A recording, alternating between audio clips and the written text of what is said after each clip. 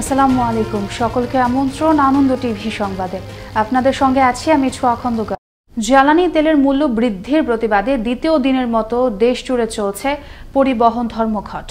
গণপরিবহন শূন্য, রাজধানীতে ঘন্টার পর ঘন্টা দাঁড়িয়ে থাকলেও মিলছে না কোনো পরিবহন। এ সুযোগে রিকশা, অটোরিকশা ও সিএনজি চালকরা নিচ্ছেন কয়েক গুণ বেশি ভাড়া। অপরদিকে পরিবহন মালিকরা বলছেন তেলের দাম বৃদ্ধিতে লোকসান গুনতে হচ্ছে তাদের। জয়নাল আবেদিনের প্রতিবেদন, ক্যামেরায় ছিলেন আলী আহমেদ। তেলের দাম বৃদ্ধি পাওয়াতে বাংলাদেশ সড়ক পরিবহন মালিক সমিতির ডাকা অবরোধের আজ দ্বিতীয় দিন। বন্ধ রয়েছে বাস, ট্রাক, কভার ভ্যান সহ সকল ধরনের পণ্য পরিবহন। এতে ভোগান্তি পোহাতে হচ্ছে রাস্তায় চলাচলরত মানুষদের। শুধু চলতে দেখা গেছে বিআরটিসি বাস, আর তার জন্য যাত্রীরা ঘন্টার পর ঘন্টা দাঁড়িয়ে অপেক্ষা করছেন নিজ গন্তব্যে পৌঁছানোর জন্য।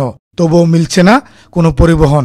যাওয়া বা মিলছে তাতে ভাড়া গুনতে হচ্ছে 4 গুণ, এমনটাই জানালেন তারা। ডিউটিতে যাব, ডিউটিতে বিগত 1 ঘন্টা যাবত দাঁড়িয়ে আছি, কোনো না বাস তো দূরের কথা, সিএনজি রিকশা কোনোটাই পাওয়া যাচ্ছে না।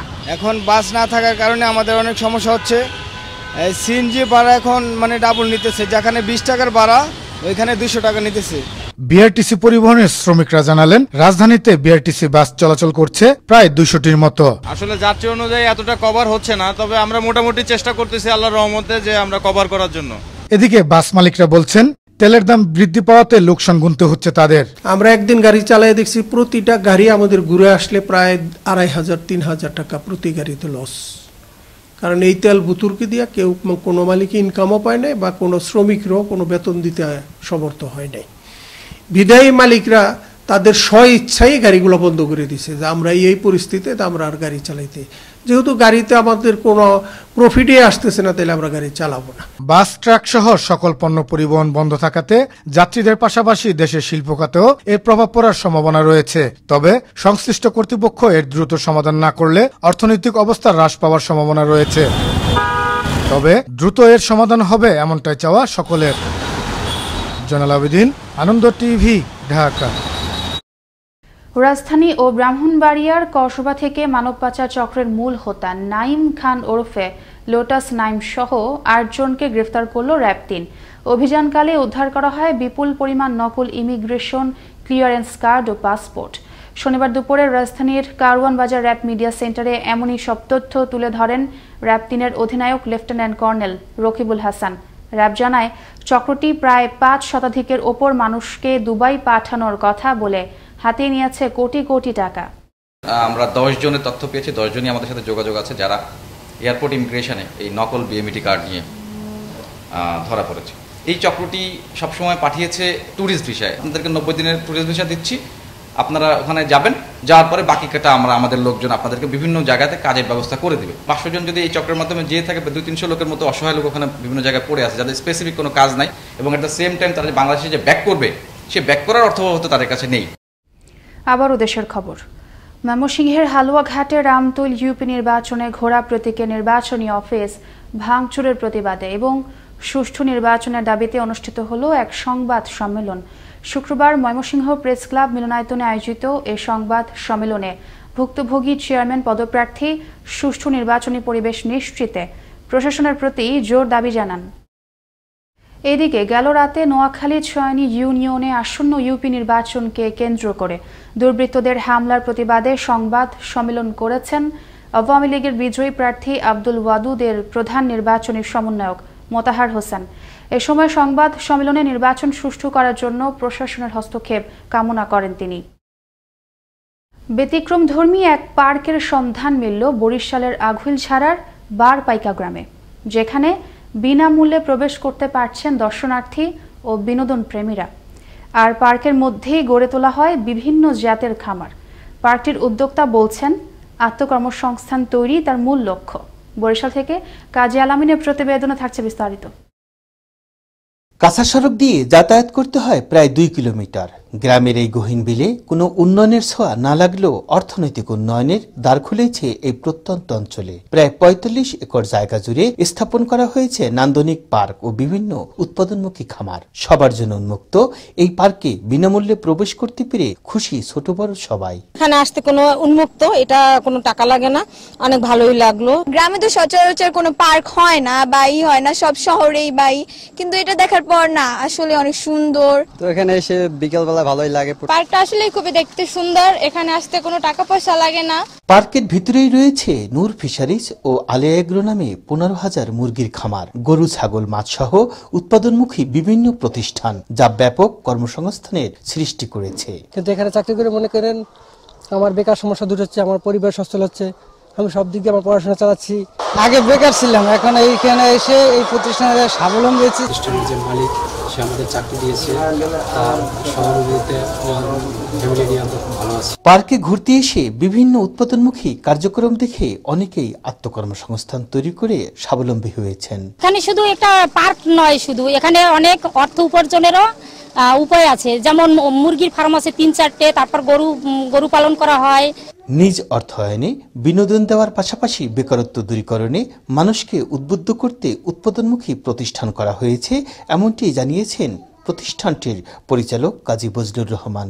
এখানে শুধু দৃষ্টিনন্দন পার্কিং নয়, যারা শহরে ব্যবসা করেন কিংবা চাকরি করেন তাদের প্রত্যন্ত অঞ্চলে এই পতিত জমি চাষাবাদ করে ফসল উৎপাদনের মাধ্যমে কমবে খাদ্য সংকট, বাড়বে কর্মসংস্থান, সচল হবে গ্রামীণ অর্থনৈতিক চাকা, এমনটি মনে করছেন অনেকে।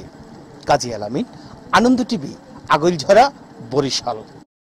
দেখছেন আনন্দ টিভি সংবাদ, সঙ্গে আছে ছোঁয়া খন্দকার। জ্বালানি তেলের দাম বাড়ানোর প্রতিবাদে ঢাকা পরিবহন ধর্মঘটের দ্বিতীয় দিনে গাজীপুরে গণপরিবহন না চলায় চরম ভোগান্তিতে পড়েন পরীক্ষার্থী ও কর্মজীবী মানুষজন। ধর্মঘটের কারণে শুক্রবার থেকে গাজীপুরে চলেনি কোনো বাস, মিনি বাস, এমনকি দূরপাল্লার কোনো বাস শনিবারও গাজীপুরে প্রবেশ করেনি। পাশাপাশি গাজীপুর থেকে ছেড়েও যায়নি কোনো গণপরিবহন।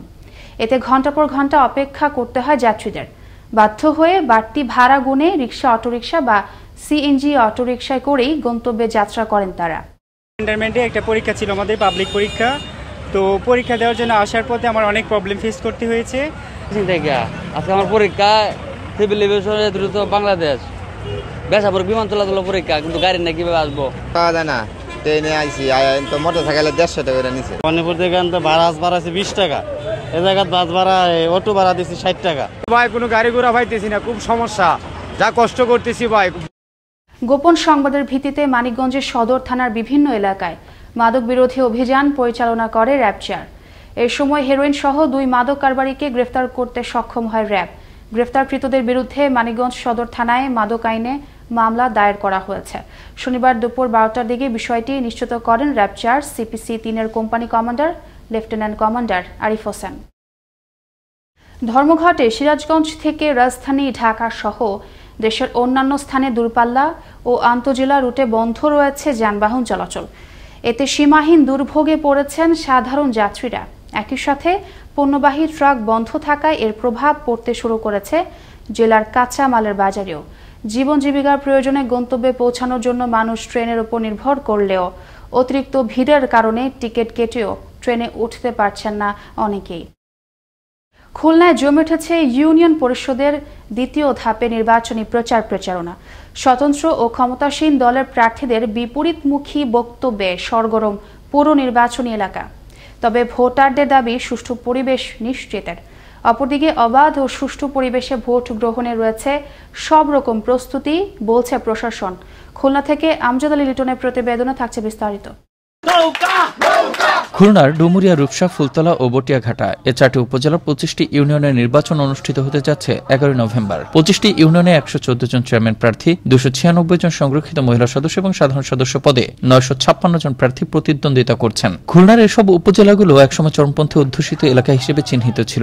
বিশেষ করে ডুমুরিয়া 14টি ইউনিয়নের মধ্যে 13 নং গুটুদিয়া ও ডুমুরিয়া সদর ইউনিয়নের অধিকাংশ ভোট কেন্দ্র ঝুঁকিপূর্ণ বলে অভিযোগ প্রার্থী ও ভোটারদের। নাসির গুলদার বলছে যে বিপক্ষে যে কাজ করবে তাদের পারে মারধর হবে কি দিচ্ছে যে মারধর হবে, মাঠে দিলে তার মাঠের থেকে বের করে দেওয়া হবে। স্বতন্ত্র প্রার্থীরা বলছেন চরমপন্থীদের দিয়ে ভোটারদের ভয়ভীতি প্রদর্শন করছেন ক্ষমতাসীন দলের প্রার্থীরা। আমাদের ইউনিয়নে যে নির্বাচন হতে যাচ্ছে 7 জন প্রার্থীর মধ্যে বিভিন্ন মানুষকে বিভিন্নভাবে ডেকে নিয়ে ভয়ভীতি দেখিয়ে তার প্রতীককে জিতাইতে হবে। কিছু সন্ত্রাসী যারা একাধিক মামলার আসামি প্রতিপক্ষ প্রার্থীর পক্ষে ভোট প্রার্থনা করছে এবং আমাদের নেতাকর্মীদেরকে হুমকি ধামকি দিচ্ছে, আমাদের সমর্থকদেরকে হুমকি দিচ্ছে।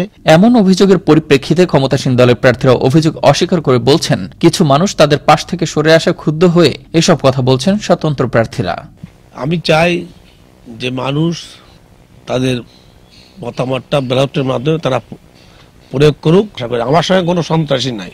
বঙ্গবন্ধুর কন্যা জননেত্রী শেখ হাসিনা যাকে প্রার্থী দিয়েছে তার পক্ষে চলে এসেছে। এদিকে নির্বাচনকে অবাধ ও সুষ্ঠুভাবে সম্পন্ন করতে প্রথম ধাপের চেয়ে দ্বিতীয় ধাপে আরো কঠোর নজরদারি এবং প্রশাসনিক ব্যবস্থা জোরদার করা হবে বলে জানালেন সিনিয়র জেলা নির্বাচন কর্মকর্তা। আমরা আগামী যে 11 তারিখে দ্বিতীয় ধাপের নির্বাচন অনুষ্ঠিত হবে তার প্রস্তুতি শেষ পর্যায়ে এবং পূর্ববর্তী প্রস্তুতির চেয়েও আরো বেশি স্ট্রং ভূমিকায় প্রশাসন, পুলিশ প্রশাসন সহ নির্বাচন কমিশন থাকবে এবং আছে। অপরদিকে নির্বাচনী আইন লঙ্ঘনকারীদের কঠোর শাস্তি ও নির্বাচন সুষ্ঠুভাবে সম্পন্ন করতে সকল ব্যবস্থা গ্রহণের কথা জানালেন খুলনার পুলিশ সুপার।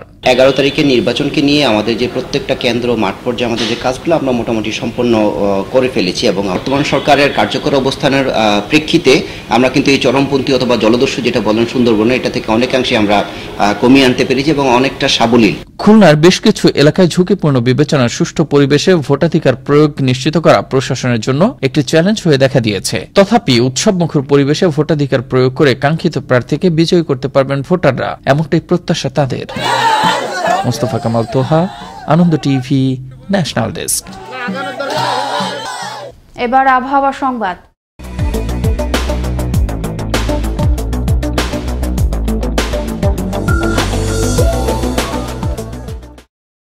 শনিবার সকাল 9টা থেকে পরবর্তী 24 ঘন্টার আবহাওয়ার পূর্বাভাসে বলা হয়েছে মৌসুমের স্বাভাবিক লঘুচাপটির একটি বাড়তি অংশ উত্তর পূর্ব বঙ্গোপসাগর পর্যন্ত বিস্তৃত রয়েছে। এছাড়া সারা দেশের আবহাওয়া শুষ্ক থাকবে। এ সময় রাতের এবং দিনের তাপমাত্রা প্রায় অপরিবর্তিত থাকতে পারে বলেও জানায় আবহাওয়া অফিস। এদিকে শুক্রবার দেশের সর্বোচ্চ তাপমাত্রা রেকর্ড করা হয়েছে সিলেটে 31.5 ডিগ্রি সেলসিয়াস আর সর্বনিম্ন তাপমাত্রা রেকর্ড করা হয়েছে তেঁতুলিয়ায় 14.4 ডিগ্রি সেলসিয়াস। এই ছিল এখনকার মতো। আনন্দ টিভির সংবাদ দেখুন প্রতিদিন বিকেল 5টা 30 মিনিট এবং রাত 9টা 30 মিনিটে। আনন্দ টিভির সঙ্গে থাকার জন্য সকলকে ধন্যবাদ।